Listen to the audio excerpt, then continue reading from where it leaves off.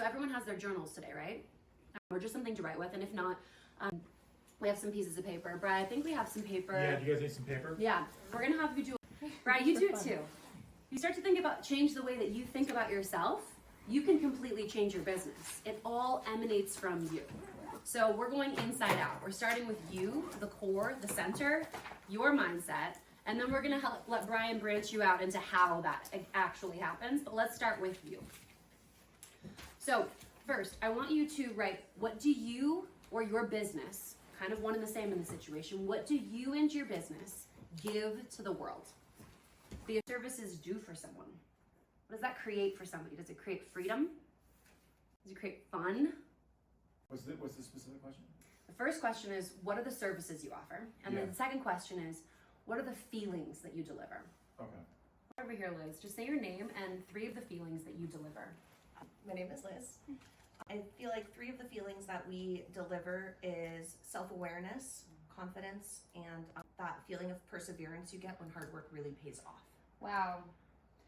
Perseverance, self-awareness, confidence. Perseverance, self-awareness, confidence. When you think about the value of those things, how high, like, how big of an offering is that? You know, thinking about that. And just thinking about when we're thinking about how we price ourselves, you're not just selling a riding lesson, you're not just selling a place to board your horse, you're selling confidence, self-awareness, and perseverance. That's huge, especially in a world where sometimes perseverance just goes, people like, you can skip it, you know what I mean? Like, but getting it, it's like a millennial or boomer thing. Like, we still had to do it, you know? Yes. Perseverance, big deal. Thank you. Go ahead. I'm Sophie, and the 3 things I said were confidence, self-identity, and just like joy, like actually having genuine joy. Yes, incredible. And think about all the people scrolling on their phones looking for joy. Everyone is desperate and hungry for joy, and you've got it. You actually have the real experience. Okay, so just starting to get thinking about what you're really offering here. All right. I wrote happiness, accomplishment, and caregiving. Yes. Yes, and tell us a little bit about caregiving. Just learning to take care of something that matters. Yeah. And why is that valuable in someone's life? It makes you feel, I don't know, accomplished or needed. Yeah. Yeah, and it's probably great practice for a lot of other things. Yeah. Thinking about She's into horseback riding. Amazing. Thank you. Corinne. I'm Corinne. I have providing new experiences, peace, and relaxation. And tell me about the value of peace and relaxation. It's not just that feeling when you walk in the barn and it's completely quiet. That's when clients don't come during the schooling hours, like when it's actually quiet. They've learned to love that time. They would rather come during the day if it's in the school year. The kids don't care, they just want to be with everybody. Yeah, it's that environment of peace and relaxation that you're just holding, and it's there, and it can come tap into it anytime. It's interesting because when I think about, you know, alternative sources for some of these things we're talking about, peace and relaxation, there's so many people taking a medicine to try to feel that. So many kids on medication so their parents can try to feel that. And so to actually have the natural solution for that, incredibly valuable. Thank you. Troy. It's okay. It's okay. It's important. Okay. So there's more to what I do than just the gold and silver stuff. So the first thing I put was it gives. Are we talking about my feelings or the feelings it gives others? Feelings it gives others. Okay. I think people get a satisfaction in having to seek in vintage items. Yes. A lot of what I deal with is like very old, a certain kind of treasure hunt element to it that I think a lot of people are satisfied by.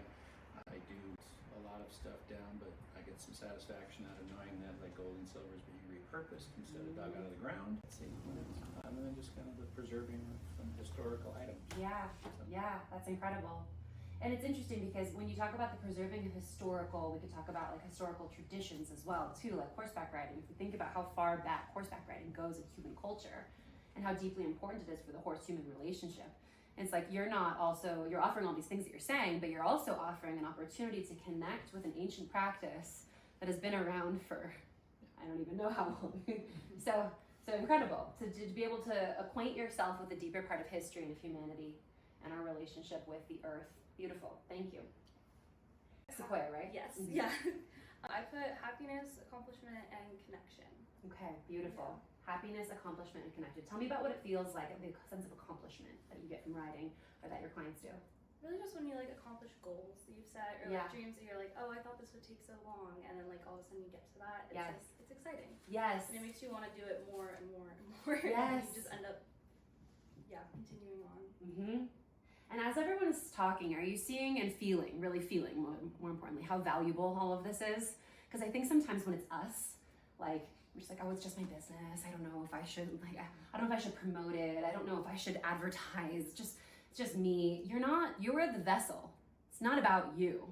You're the thing it has to come through. You're the peddler of peace and accomplishment and self-awareness and confidence. Like, who are you to not offer that to the world? You know, and sometimes we get in the way. I don't want to put my face out there. I don't want to have to pitch anyone. I don't want to. Then you're just kind of stunting this energy that wants to come through you because you're just the conduit, right? So really thinking of it like I have a responsibility to bring these things into the world because for whatever reason you were chosen to be the giver of peace and calm, you know, and accomplishment and self-awareness and confidence and to teach people caregiving. Like what a huge, important role. And so just thinking about what you do a little bit differently. It's not about how do I make more money for me, because many of us are gonna go, oh, I feel shame about that, I don't know about. It's about how do I give?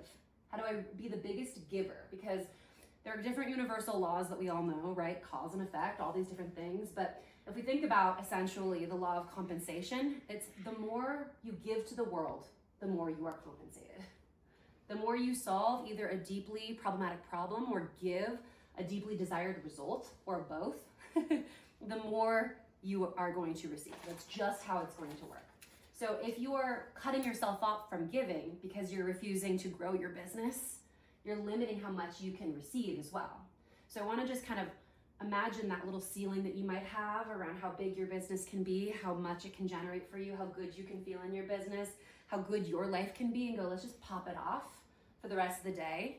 Open up that space to unlimited. Like your life can be incredible. Your business can be doing double what it's doing right now within a year. You can absolutely step into a new reality that nourishes your clients more and yourself more, but you just have to be willing to step into something a little bit different.